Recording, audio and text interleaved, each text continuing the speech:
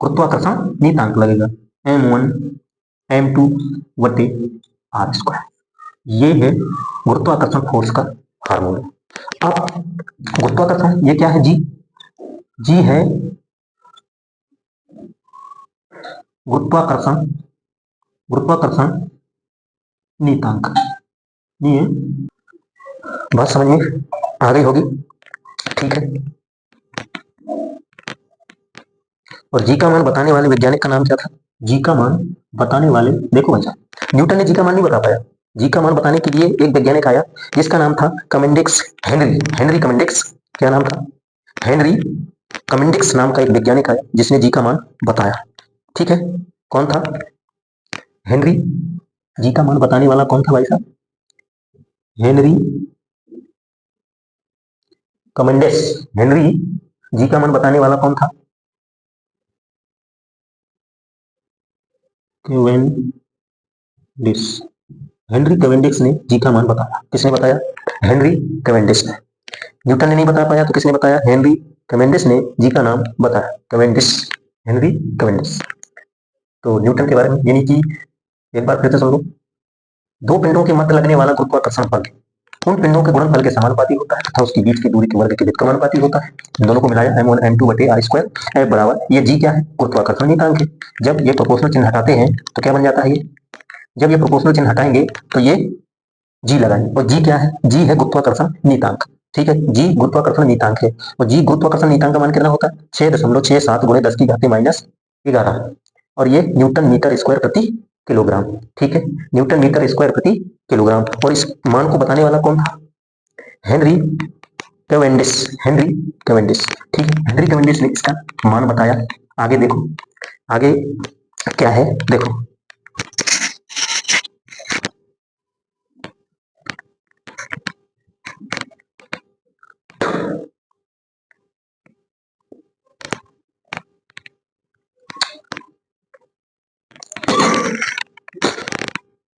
Sorry बच्चे,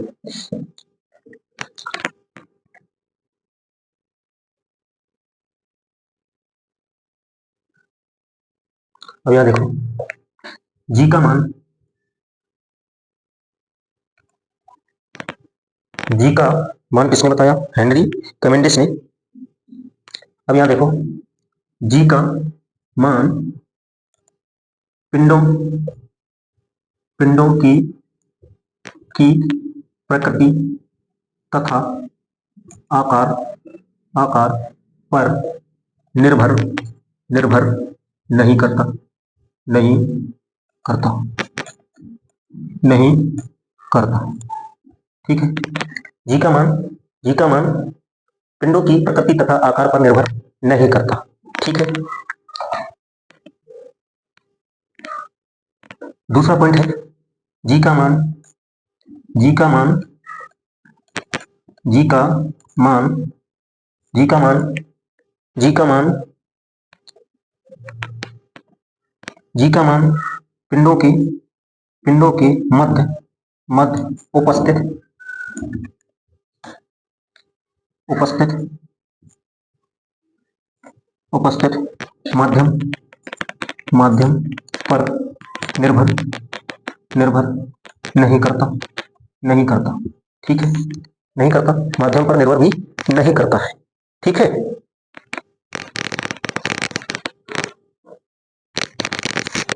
क्योंकि क्योंकि जी का मान अत्यंत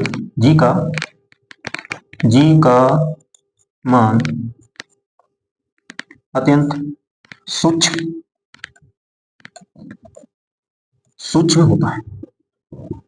जी का मान कैसा है? अत्यंत सूक्ष्म है, ठीक है। अतः गुरुत्वाकर्षण बल दुर्लभ प्रकृति का होता है। गुरुत्वाकर्षण बल कैसा है? अतः अतः गुरुत्वाकर्षण बल बल दुर्लभ प्रकृति का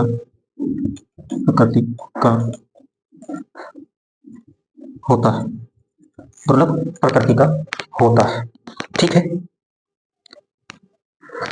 यहां तक नोट कीजिए पहले।